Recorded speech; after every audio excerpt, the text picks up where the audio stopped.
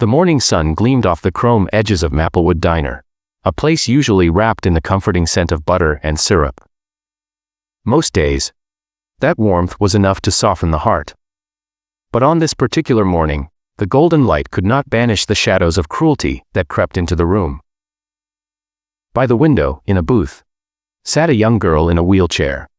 A plate of pancakes rested in front of her like a fragile shield. Her name was Clara.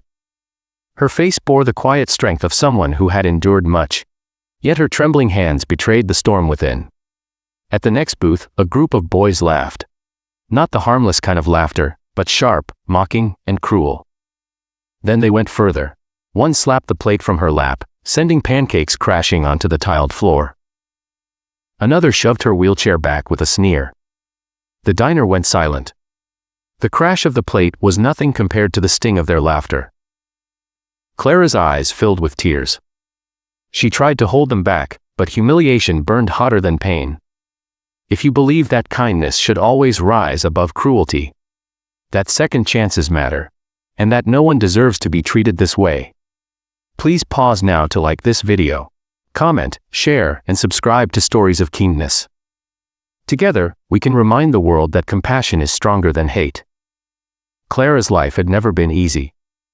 Born with a spinal condition, she depended on a wheelchair, though her parents always reminded her that her spirit was meant to soar, even if her legs could not.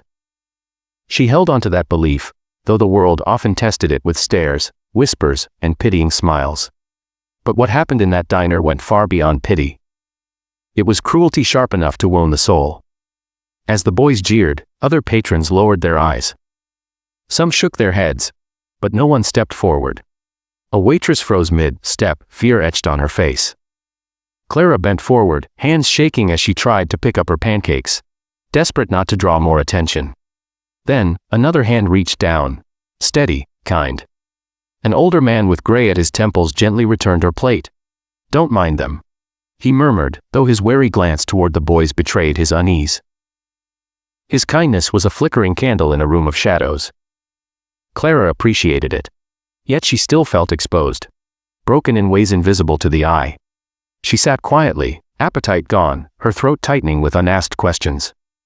Why was the world so cruel to those who were different? Each burst of laughter from the bullies cut her deeper, their voices brimming with false pride. Clara closed her eyes and prayed for the moment to pass. An hour later, the air in the diner shifted. A deep rumble rolled in from outside, like thunder approaching. Heads turned toward the windows. Dozens of motorcycles pulled into the lot, chrome flashing in the sunlight. Conversations halted. Forks froze midair. The insignia on their jackets was unmistakable: the Hells Angels. Engines rumbled like a storm as they lined up in perfect formation. The bullies, who had strutted with arrogance moments before, suddenly grew pale. Everyone knew the Angels' reputation.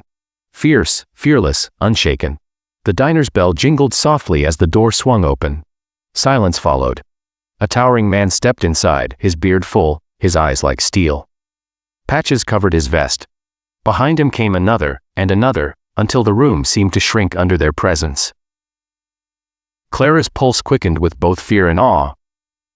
The leader's gaze swept the room, sharp as a blade, until it softened when it landed on Clara. Without a word, he seemed to understand everything. He strode forward, boots heavy on the floor, and knelt beside her. For the first time that morning, Clara didn't feel small. She felt seen, protected. The man, known as Roar, turned his head toward the bullies. Their faces drained of color. Silence hung heavy. Clara couldn't hear his exact words, but she saw the shame wash over them. Their bravado collapsed. One by one, they scrambled from the booth, slipping out of the diner with lowered heads, unable to meet Clara's eyes. Outside, the motorcycles stood like a wall of steel and leather, ensuring the boys' humiliation was complete before they fled. But Roar didn't stop there. He waved the waitress over, placed a thick bill on the table, and told her to bring Clara anything she wanted. Pancakes, pie, a milkshake, the whole menu if she wished.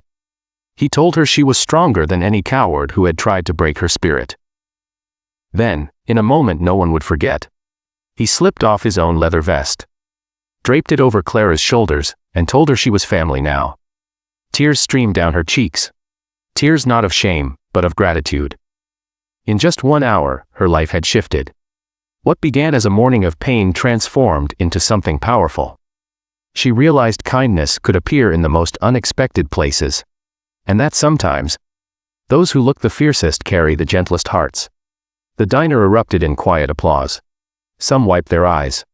The waitress hugged Clara, promising she would never again sit in that diner feeling invisible. For the first time in a long while, Clara felt hope. Yes, cruelty existed, but so did courage. And sometimes strangers could step in to rewrite the ending of your story.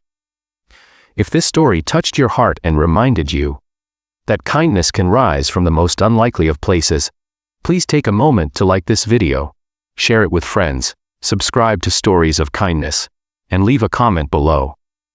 Your support helps us keep sharing stories that inspire and heal. Before we end, I have one request. Tell us in the comments what you would have done if you were in that diner that day. Would you have stood up for Clara? Your words might encourage someone else to act with courage when it matters most.